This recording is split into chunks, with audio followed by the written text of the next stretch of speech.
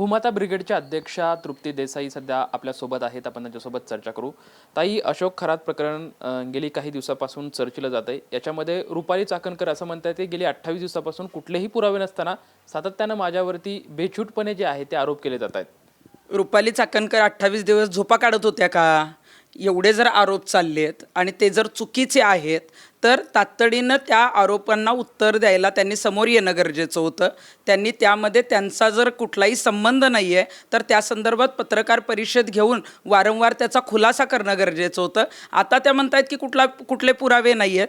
पुरावे आहेत नाही आहेत हे SIT-कडे जे आहे ते आपण दाखल आहे आपल्याला माहिती आहे. परंतु आता 28 दिवसानंतर त्यांच्या बहिणीचा जबाब झाल्यानंतर त्यांना आता जाग आली. त्या वेळेला त्यांनी जर उत्तर दिलं असतं तर रुपाली चाकणकरांच्या विरोधात फार कोणी बोललं नसतं. पुरावे जर नाही आहेत तर ते पुरावे नसतील तर तुम्ही कसे निर्दोष आहात यासाठी मला वाटतं की प्रत्येक केलेला आरोप त्याविषयी उत्तर अशा पद्धतीची रितसर पत्रकार परिषद त्यांनी पुढं घ्यावी, जेणेकरून त्यांची प्रतिमा जी मलिन झालेली आहे ती जर क्लिअर करायची असेल तर त्यांना सामोरं यावं लागेल. त्या काहीच बोलत नव्हत्या, त्या कुठे गायब होत्या किंवा त्याच्या बाबतीत उत्तरं देत नव्हत्या. त्यांच्यावर इतके आरोप झाले, मग तुम्ही कुठे गायब होता? त्याला उत्तरं का देत नव्हता? आता 28 दिवसानंतर जेव्हा प्रकरण जे आहे ते पुढं चाललं आहे, आता कुठंतरी आपण बघतोय की प्रकरणाला जवळजवळ महिना पूर्ण व्हायला आलेला आहे आणि आता तुम्ही हे जर उत्तर देत असाल किंवा तुम्ही जर असं स्टेटमेंट देत असाल तर मला वाटतं की ते कुठंतरी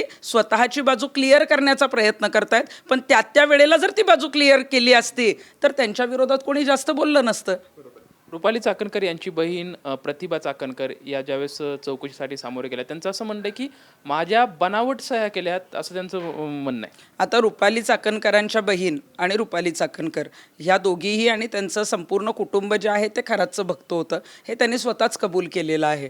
परंतु बनावट खात्यांचा जिथं संबंध येतो तेव्हा विधी करायच्या नावावर, पूजा करायच्या नावावर किंवा इतर काही कारणास्तव खरातने अनेक जणांचे जे आहेत ते पुरावे मागितले होते. पण मग पुरावे मागितले होते, त्यानंतर अकाउंट ओपन केलेले आहेत. आता जरी प्रतिभा चाकणकर म्हणत असल्या की ते बनावट खाती जी आहेत ती मला माहीतच नव्हती, तर हे कुठंतरी स्वतःला वाचवण्याचा प्रयत्न त्या करतायत. समता पतसंस्थेचं जर तुम्ही स्टेटमेंट बघितलं असेल तर ते त्यांचीच खाती आहेत, त्यांच्याच सह्या आहेत आणि पूर्णपणे त्यांचा संबंध असल्याचं पतसंस्थेकडून सांगितलं गेलेलं आहे. परंतु आता खरात विलन आहे, त्यामुळं खरात विलन असल्यावर आपण कसे हिरो आहोत याच्यामध्ये हे दाखवण्याचा प्रत्येकजण प्रयत्न करतो आणि प्रत्येकाला जो आहे ते स्वतःला मी कसा दोषी नाही हे याच्यामध्ये सिद्ध करायचं आहे.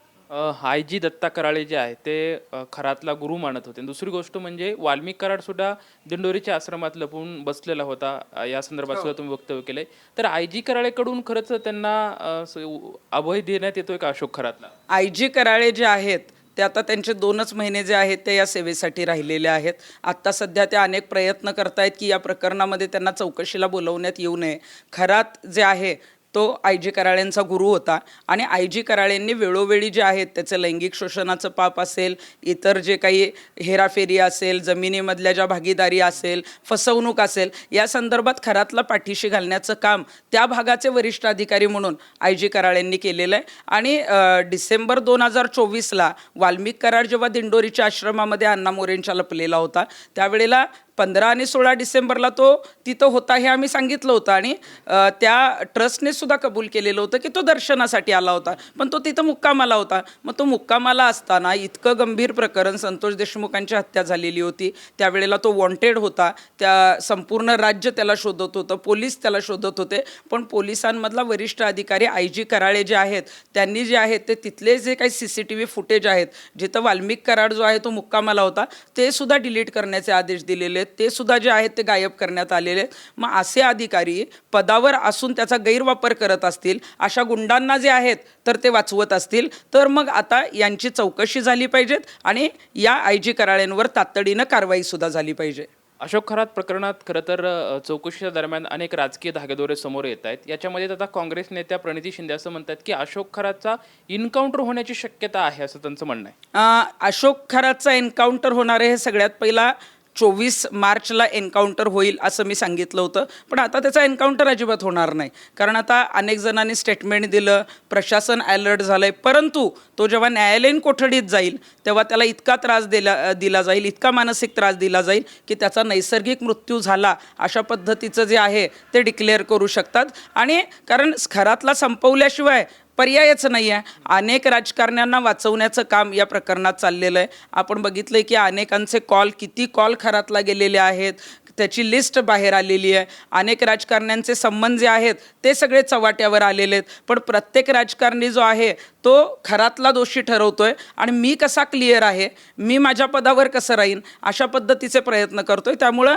याच्यामध्ये राजकारण्यांवर जर कारवाई करायची झाली तर एका राजकारण्यावर कारवाई झाली तर सगळ्यांवर करावी लागेल. त्यामुळं प्रत्येकाला व्यवस्थितपणे वाचवण्याचा प्रयत्न राजकारण्यांना प्रशासनाच्या आणि मुख्यमंत्र्यांच्या माध्यमातून करण्यात येतो या प्रकरणात. ताई, महाराष्ट्राची एक सुसंस्कृत अशी परंपरा आहे. म्हटलं त्यातील काही धक्कादायक घटना समोर येत आहेत. नाशिकमधल्या IT मधल्या काही मुलींचं होणारं लैंगिक शोषण असेल किंवा अमरावतीमध्ये सुद्धा मुस्लिम तरुणांकडून होणारं लैंगिक शोषण, म्हणजे हा लव्ह जिहादचा प्रकार, एक धक्कादायक घटना सध्या समोर येताना पाहायला भेटतात. महाराष्ट्रामध्ये सध्या अनेक धर्मांतरण आणि लव्ह जिहादचे जे प्रकरण येत आहेत ते खरोखरच गंभीर आहेत.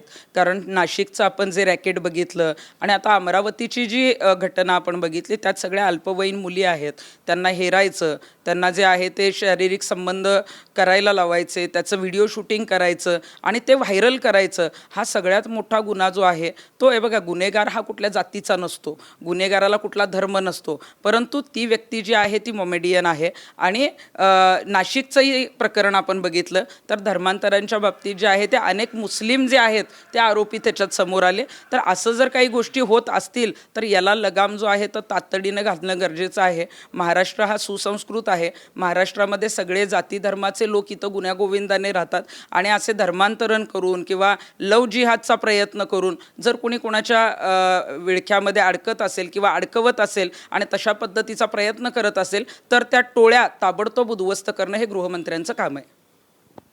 अशोक खरात प्रकरणी रुपाली चाकणकर यांनी असं म्हटलं की कुठलेही पुरावे नसताना माझ्यावरती आरोप केले जात आहेत. मात्र जर तुमच्याकडे पुरावे नसतील किंवा तुम्ही तुमची बाजू मांडण्यासाठी समोर यायला पाहिजे, अशी प्रतिक्रिया जी आहे ते तृप्ती देसाई यांच्याकडून आपल्याला पाहायला मिळते. कॅमेरामॅन कृष्ण पवार सोबत लक्ष्मण जाधव, ट्यून मराठी, पुणे.